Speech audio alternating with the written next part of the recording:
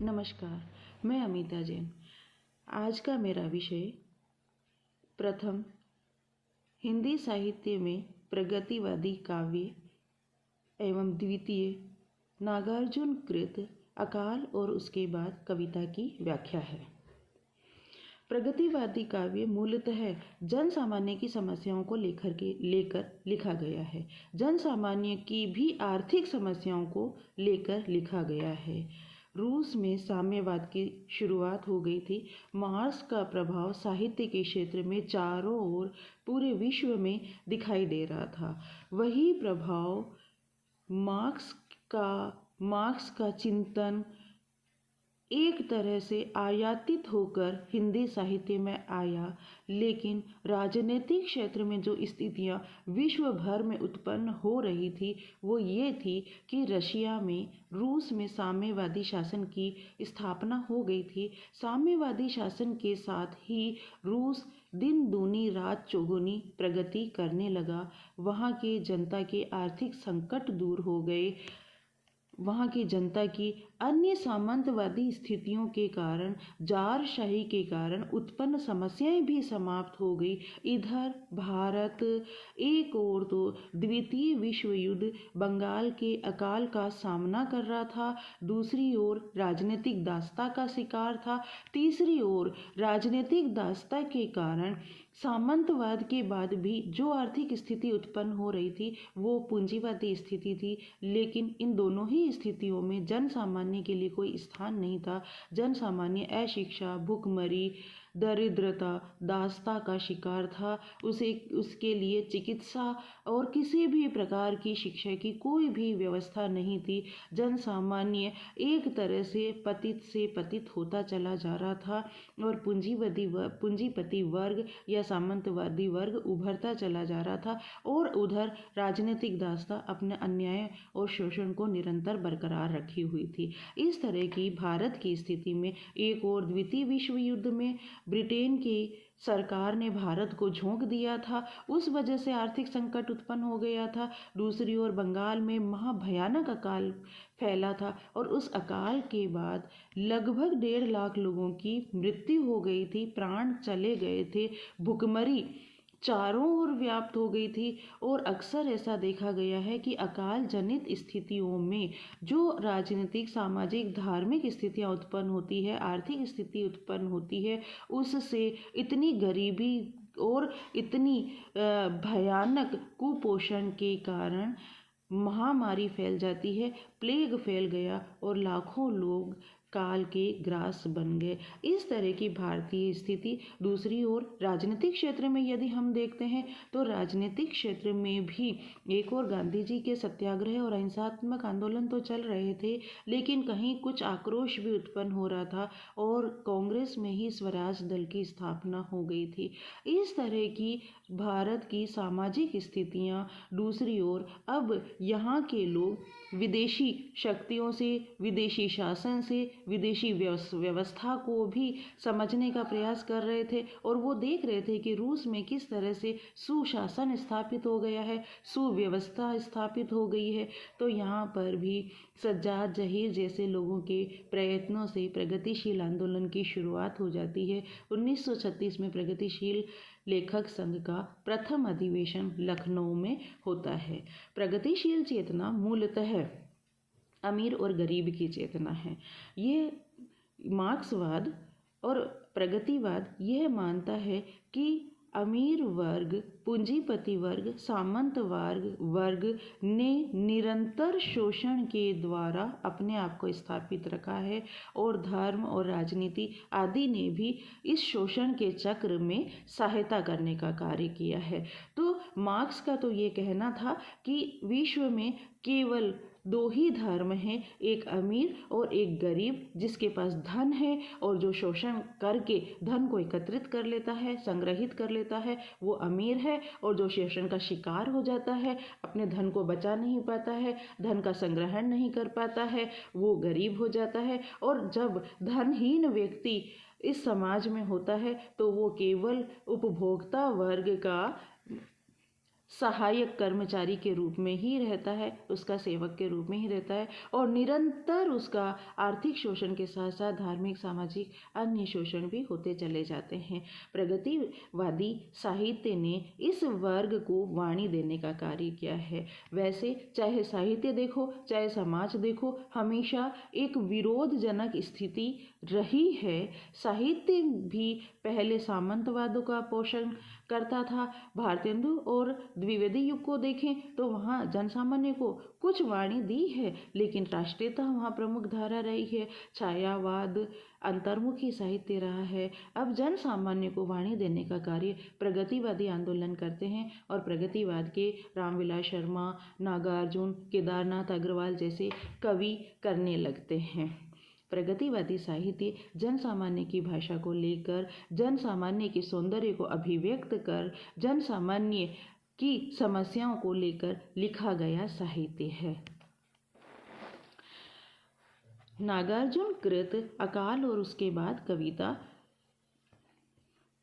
इसी धारा की एक महत्वपूर्ण कविता है। नागार्जुन मूलतः प्रगतिवादी कवि है। इन्होंने प्रयोगवादी साहित्य भी लिखा है, लेकिन ये जनता की समस्याओं से इतने प्रभावित रहे हैं कि देश के आज़ादी के बाद भी उत्पन्न आपातकाल का इन्होंने विरोध किया और इंदिरा गांधी की जितनी भी अन्यायपूर्ण नीतियां थी उसका इन्होंने भरपूर विरोध किया।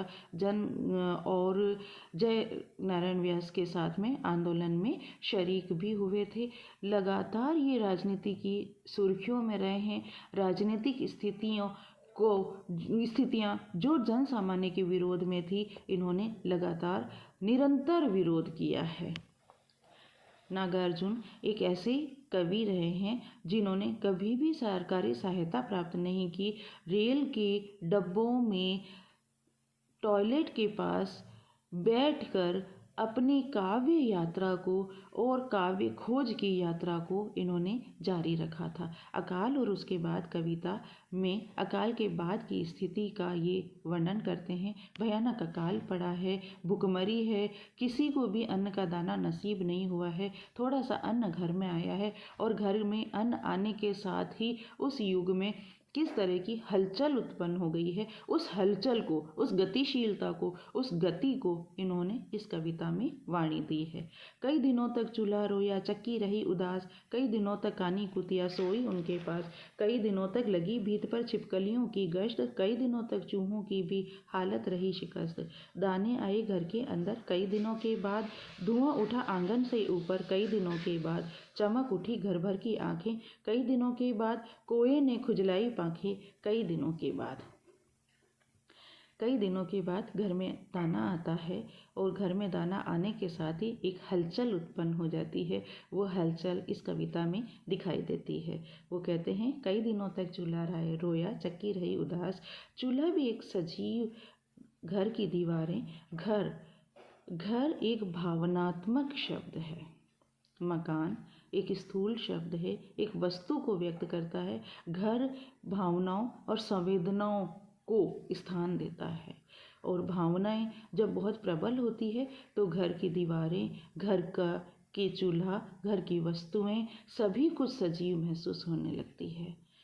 वो कहते हैं कई दिनों तक चूल्हा रहा। जो चूल्हा घर की आवश्यकताओं की पूर्ति, भोजन की पूर्ति किया करता था, उसे कई दिनों तक अन्न नहीं नसीब हुआ, उसे नहीं जलाया गया, उस पर खाना नहीं बना, तो चूल्हा भी एक उदास स्थिति में रोया। चक्की रही उदास, चक्की में आटा नहीं पीसा गया, दाने नहीं डाले गए, लोगों के लिए भोजन नहीं था। इन सारी स्थितियों से सजीव चक्की, घर में स्थापित एक वस्तु जो भी संवेदना महसूस करने लगती है। पत्थर को भी जब रोना आ जाता है मनुष्य की दुखपूर्ण स्थिति को देखकर, तो ये चक्की और चूल्हा तो मनुष्य के घर के भोजन की पूर्ति करता है और भोजन नहीं मिला तो ये भी उदास रहे। कई दिनों तक कानी कुतिया सोई उनके पास, एक कुतिया जो सड़क में रहती है, कई दिनों तक चूल्हे के पास, चक्की के पास सोती रही, क्योंकि घर में दाना ही नहीं था, घर में अन्न ही नहीं था।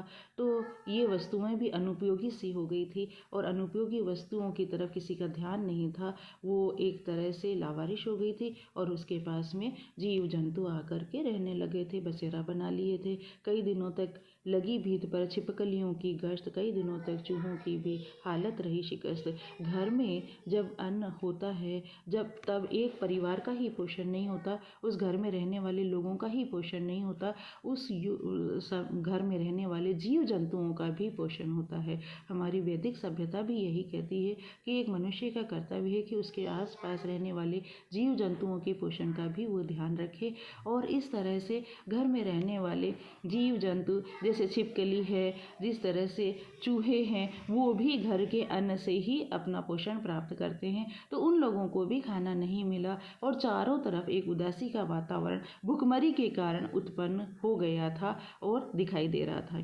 दाने आए घर के अंदर कई दिनों के बाद, कई दिनों के बाद घर के अंदर दाने आते हैं, कई दिनों के बाद घर के अंदर गेहूं आता है, चावल आता है, अन्न आता है। धुआं उठा आंगन से ऊपर और सारे चारों तरफ उत्साह छा जाता है, अग्नि प्रज्वलित होती है, चूल्हा जलता है। चूल्हा जलना भूख मिटाने का द्योतक है, प्रतीकात्मक रूप से ये दिखाई देता है। चूल्हा जला है तो खाना बनेगा, खाना बनेगा तो सभी को खाना मिलेगा और सभी को खाना मिलेगा तो सभी की भूख मिटेगी। और इस तरह से चारों तरफ उत्साह का वातावरण छा जाता है। चमक उठी घर भर की आंखें कई दिनों के बाद और सारे घर के लोगों की उसके साथ में जो जीव जंतु वहां पर रह रहे थे उनकी भी आंखें चमक जाती है। आंखों में एक आशा की किरण जाग जाती है कि कई दिनों तक फाके मारने के बाद अब उन्हें खाना मिलेगा। कोई ने खुजलाई पाके कई दिनों और उदास और निर्जीव सा पड़ा हुआ कोआ, उदास और जैसे मृत्यु के दिन गिन रहा था,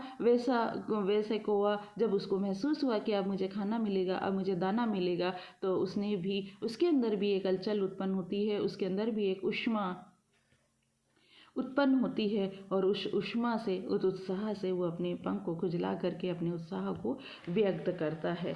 इस तरह की अकाल की विभीषिका के उत्पन्न घर में आया हुआ भोजन का संकेत यहाँ पर कवि ने गतिशील रूप से व्यक्त किया है। तुकांत शब्दावली इस कविता की विशेषता है और शब्द संयोजन इस कविता की महत्वपूर्ण विशेषता है। किस तरह से देखिए, अंतिम लाइनों में बाद शब्द हर बार, हर लाइन के अंतिम शब्द बना है। उदास, पास, गश्त, शिकस्त, किस तरह से एक काव्य में लय उत्पन्न कर रहा है, एक गति उत्पन्न कर रहा है, एक गीत सा उत्पन्न कर रहा है। और ये जो शब्द संयोजन है उस वातावरण को सजीव और गत्यात्मक बना रहे हैं।